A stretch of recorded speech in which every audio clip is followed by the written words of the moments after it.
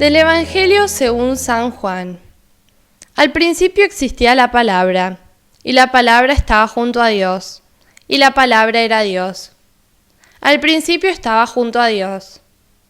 Todas las cosas fueron hechas por medio de la palabra, y sin ella no se hizo nada de todo lo que existe. En ella estaba la vida, y la vida era la luz de los hombres. La luz brilla en las tinieblas, y las tinieblas no la percibieron.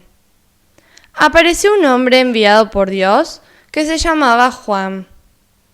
Vino como testigo para dar testimonio de la luz, para que todos creyeran por medio de él. Él no era la luz, sino el testigo de la luz. La palabra era la luz verdadera, que al venir a este mundo ilumina a todo hombre. Ella estaba en el mundo, y el mundo fue hecho por medio de ella, y el mundo no la conoció. Vino a los suyos, y los suyos no la recibieron. Pero todos los que la recibieron, a los que creen en su nombre, les dio el poder de llegar a ser hijos de Dios. Ellos no nacieron de la sangre, ni por obra de la carne, ni de la voluntad del hombre, sino que fueron engendrados por Dios. Y la palabra se hizo carne y habitó entre nosotros. Y nosotros hemos visto su gloria, la gloria que recibe del Padre como Hijo único, lleno de gracia y de verdad. Juan da testimonio de él al declarar: Este es aquel del que yo dije, el que viene después de mí me ha precedido, porque existía antes que yo. De su plenitud, todos nosotros hemos participado y hemos recibido gracia sobre gracia. Porque la ley fue dada por medio de Moisés, pero la gracia y la verdad nos han llegado por Jesucristo. Nadie ha visto jamás a Dios. El que lo ha revelado es el Hijo único, que está en el seno del Padre. Hola amigos y amigas. Desde sus comienzos, la historia de la humanidad, nos dice la palabra de Dios, ha sido un sucederse de pecados. Y justamente en el capítulo 6 del libro del Génesis, el autor sagrado, a través de una especie de antropomorfismo, afirma que Dios, que el Señor, al ver que crecía la maldad sobre la tierra, se arrepiente de haber creado al hombre. Entonces, frente a esta situación, Dios ha intervenido para hacer justicia. Ahora, ¿qué significa esta intervención de Dios para hacer justicia? Nosotros conocemos una sola justicia, que es la justicia retributiva administrada por los jueces en los tribunales, donde se imponen castigos proporcionados a las culpas cometidas. No es esta la justicia de Dios. De hecho, el libro del profeta Oseas, en el capítulo 11, dice: Dios no es como los hombres. Al pecado Dios no responde con venganza, sino dando la mayor prueba de amor. En este caso, entregando, donando a su Hijo al mundo. Por eso, en Navidad, Dios manifiesta su amor incondicional. Esta es la justicia de Dios. Dios hace justicia justificando. Justamente el Evangelio que acabamos de leer nos habla de este envío del Hijo al mundo. ¿Para qué? Para justificar al mundo.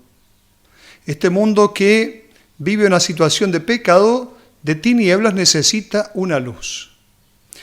¿Dónde estamos ubicados? Estamos en el prólogo del Evangelio de San Juan. En el prólogo se dan como pinceladas de lo que va a ser luego el Evangelio completo. En el prólogo se describe de alguna manera lo que va a ser luego la presentación del Evangelio de Juan. Para introducir su Evangelio, Juan va a componer este himno, un himno muy sublime, elevado, que ciertamente va a parecer un águila. De hecho, la imagen que se utiliza para hablar del Evangelio de Juan es el águila. Es un himno tan sublime, tan elevado como es el prólogo que acabamos de leer. En la primera estrofa, en los versículos del 1 al 5, Juan, de hecho, parece ahí empezar a alzar el vuelo utilizando una imagen muy familiar de la literatura sapiencial y rabínica, que es la imagen de la sabiduría de Dios.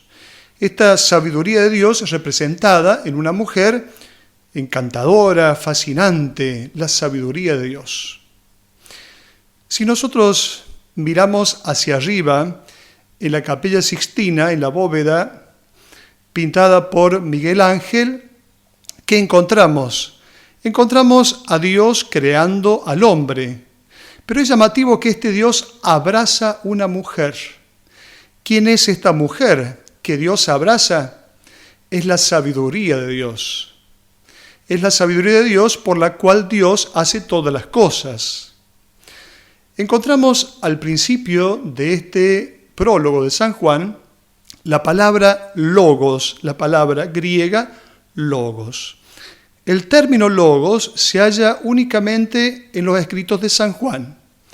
Lo encontramos en el Apocalipsis, capítulo 19, en el Evangelio que acabamos de leer, y en su primera carta, San Juan utiliza la palabra logos. Logos luego va a ser traducido al latín como verbum, y este verbum es el verbo, es la palabra de Dios. Esta sabiduría de Dios, entonces, ¿qué es? Es una personificación que aparece también en el libro del Eclesiástico, donde se afirma que la sabiduría está encarnada en la Torá, que es la ley de Dios. En la ley de Dios se ha hecho presente esta sabiduría. Entonces, Dios ha plantado su tienda en la Torá, que justamente encarna la sabiduría de Dios. Nosotros sabemos que Jesús, Él es la sabiduría de Dios, que ha venido a plantar su tienda entre nosotros. Es Él, y ya no la ley de Moisés, lo deja claro el Evangelio que acabamos de leer, quien revela a los hombres el rostro de Dios y su voluntad. Él es el verbo, la palabra última y definitiva de Dios. Es aquella palabra mediante la cual al principio Dios creó el mundo. Y Juan va a clarificar esto diciendo que la sabiduría de Dios se ha manifestado plenamente en la persona histórica de Jesús de Nazaret. Por eso podemos decir que no es que Jesús es como Dios, al contrario, Dios es como Jesús. Dios es como Jesús. La segunda estrofa del Evangelio, del capítulo 6 al 8, introduce la figura del Bautista. Podríamos pensar que el Bautista recibe la luz de Jesús. Él no es la luz, es el testimonio de la luz, es el testigo de la luz. Es como la luna que recibe la luz del sol y entonces puede alumbrar. De él no se dice que estaba junto a Dios, como se dice de Jesús. Juan es un simple hombre escogido por Dios para una misión. Tenía que ser entonces el testigo de la luz. Entonces, como la luna que toma la luz del sol, no alumbra por sí mismo. Podríamos decir que la luna es memoria permanente de la existencia del sol. Así entonces Juan es la memoria anticipada de la llegada de este sol de salvación que es Jesús. Luego la tercera estrofa, versículos del 9 al 13, desarrolla el tema justamente de Cristo luz y la respuesta de los hombres cuando aparece esta luz en el mundo. Respuesta positiva y respuesta negativa. Adhesión a esta luz y rechazo a esta luz. Aquí podemos pensar en dos ejemplos muy triviales, ciertamente para hablar de la presencia de la luz en aquel que acepta la luz. Cuando nosotros nos ponemos los anteojos, ¿cuál es la función de un anteojo? Es mejorar la mirada, es mejorar la visión, ver mejor. Con la mirada natural que nosotros tenemos, sin los anteojos, aquellos que tenemos problemas en la vista, con esa mirada natural, ciertamente vemos, pero no tan lejos. Entonces, cuando Jesús se convierte en luz para aquel que lo recibe, puede entonces ver mejor. Esta luz es la gracia y entonces son los anteojos que hacen posible al hombre ver mejor. ¿Qué cosa ver mejor? Ver mejor a Dios, ver con verdad a Dios, ver al hombre, ver la relación entre Dios y los hombres entre sí. Para eso esta revelación de Dios en Jesús de Nazaret. Podríamos poner quizá otro ejemplo también. Cuando andamos en la ruta, utilizamos de noche dos luces, la luz baja y la luz alta. Bueno, pensemos que esta luz baja es esta mirada natural de las cosas y entonces la luz alta viene a hacernos ver mejor. Jesús es luz, viene a hacernos ver mejor la realidad, viene a ayudarnos a ponerle color y nombre a las cosas de este mundo, por supuesto también un nombre verdadero a Dios. Ciertamente sorprende el rechazo de la luz y a esta propuesta de vida por parte de los hombres. Incluso sorprende que quienes la rechazan sean aquellos más preparados, los judíos. Cuando en el Evangelio se habla de los judíos, se habla especialmente de aquel grupo de gente que rechaza esta propuesta de luz que viene de parte de Jesús. Esto significa que la luz que viene de lo alto no se impone, no se usa la violencia para imponer esta luz, sino que es una luz que se acepta en libertad y por eso entonces se corre el riesgo del rechazo. Luego dice el Evangelio, pero a todos los que la recibieron, a todos los que creen en su nombre, les dio el poder de llegar a ser hijos de Dios. Entonces, a los que confían en Él se les concede, podríamos decir entre comillas, este derecho inaudito, llegar a convertirse en hijos de Dios. Hijo es aquel en el cual el Padre se ve reflejado. En este sentido, no se nace hijo de Dios, sino que se hace hijo de Dios. Es cierto que Dios considera a todos los hombres como sus hijos, aunque no todos sus hijos consideren a Dios como su Padre. Todos ciertamente somos amados por Dios, pero no todos tienen esta autopercepción de ser amados por Dios. Ciertamente, esta autopercepción de ser y de vivir como hijos de Dios nos convierte en creyentes, y esto, por supuesto, es un don gratuito de Dios. Por lo tanto, la filiación divina no es una especie de resultado automático garantizado por la pertenencia al género humano. La filiación divina es siempre un don gratuito de la gracia. No puede prescindir de esta gracia donada gratuitamente en el bautismo y reconocida y acogida en la fe. Llegamos a ser hijos de Dios, como dice Jesús en el diálogo con Nicodemo, cuando nacemos de arriba, nacemos de lo alto, es decir, nacemos desde la fe y el bautismo. La cuarta estrofa del versículo 14, el Verbo se hizo carne y habitó entre nosotros, plantó su tienda entre nosotros. Carne, en el lenguaje bíblico, significa el hombre en su dimensión de fragilidad, debilidad, caducidad. La carne hace referencia también a la posibilidad que el hombre tiene de morir. El Verbo se hizo carne. Cuando Juan dice que la palabra se hace carne, no afirma simplemente que toma un cuerpo mortal o que toma un revestimiento de músculos, sino que se hace como nosotros, se hace en todo semejante a nosotros, menos en el pecado. Entonces, esta carne, ¿qué significa? Ya lo dijimos, significa debilidad, incluidos los sentimientos, las pasiones, los condicionamientos naturales, las emociones, el cansancio, la ignorancia, también la ignorancia, no es que Jesús lo haya sabido todo, las tentaciones al igual que nosotros, los conflictos interiores, por eso en todo semejante a nosotros, menos en el pecado. Una última observación de este Evangelio.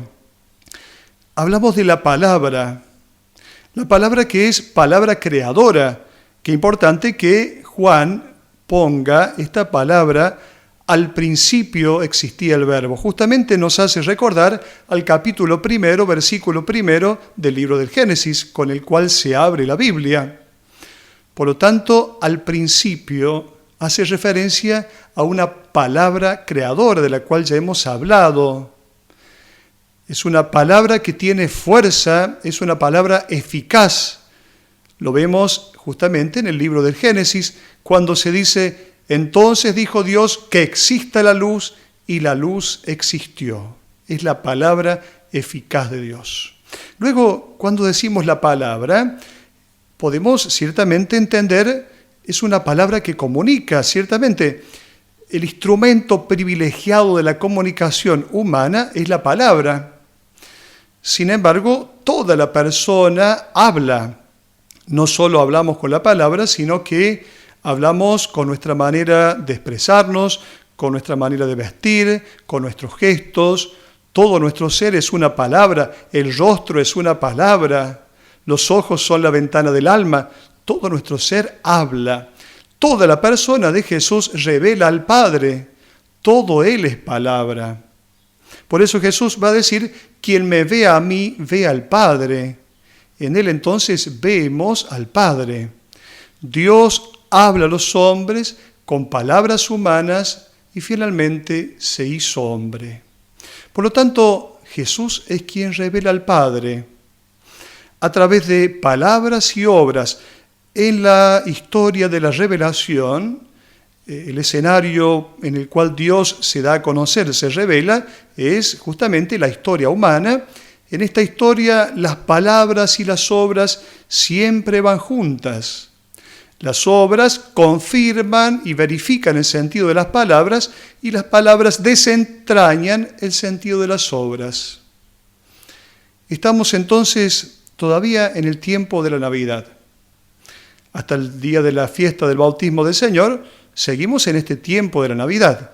Seguimos mirando al recién nacido acostado en un pesebre. Seguimos repitiendo: el Verbo se hizo carne y habitó entre nosotros. Hasta la próxima.